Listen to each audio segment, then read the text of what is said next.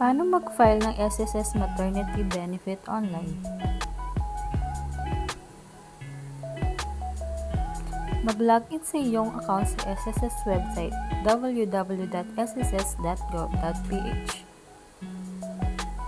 Kapag nakapag-login ka na sa iyong account, pindutin lang ang benefits pagkatapos apply for maternity benefit. Sa next page, lilitaw ang maternity benefit application, i-check ang iyong mga details at basahin na rin ang mga nakalagay na reminders.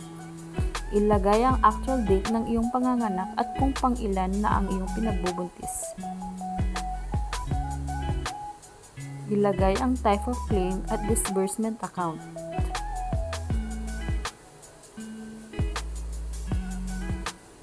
I-upload lahat na requirements, pindutin ang I certify and submit.